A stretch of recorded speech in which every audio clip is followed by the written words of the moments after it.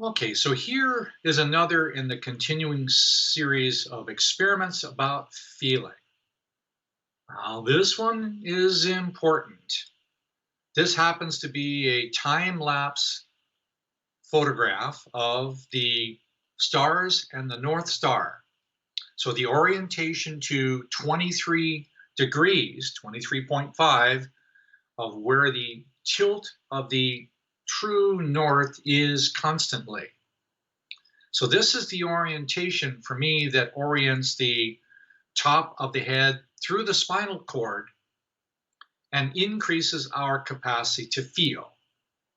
I know that's a lot to consider, that your own spinal cord might be a reflection of our connection to higher sources. Yes, that's a lot to consider.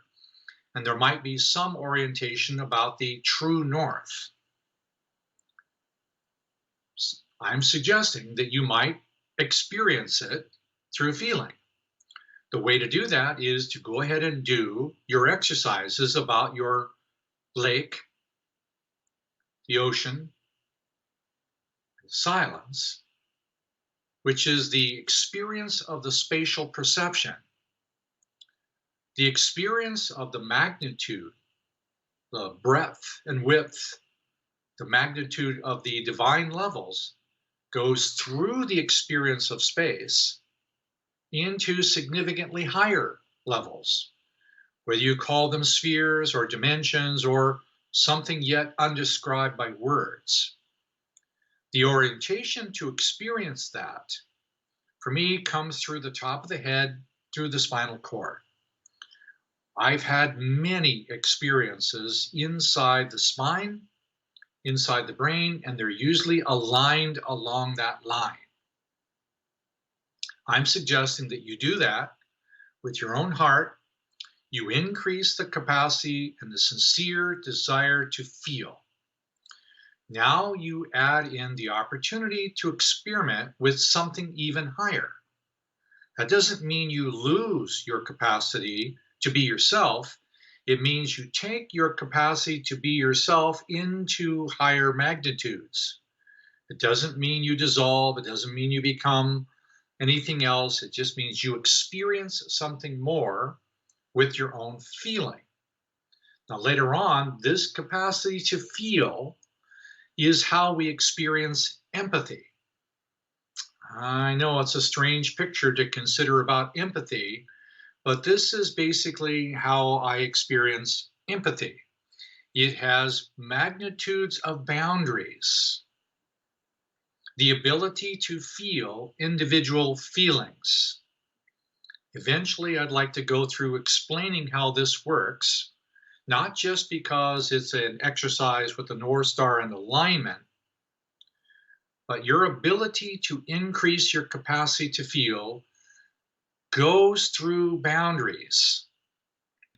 So for me, each one of these individual points is how I experience the law of attraction. So if the law of attraction is bringing me a specific moment to experience a trigger of something in my own feelings, the origin of the experience of feeling does not come from outside. The outside only comes to me to meet my own existence of feelings. So each one of these points, if I'm increasing my capacity to feel, there's going to be an automatic cascade of hundreds of little moments of feelings during the day, some of them bigger than others, all of them as a direct result of your own sincere desire to feel. This desire to feel will automatically increase your capacity for empathy. Empathy is really defined as the ability to feel the feelings of others.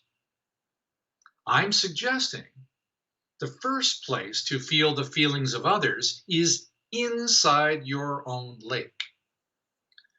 I'm sorry for the metaphor, but it's almost like standing in a large Olympic swimming pool with thousands of other people and their kids all in the pool, and you know somebody's peeing in that water. Well, The truth is, everybody pees in the water.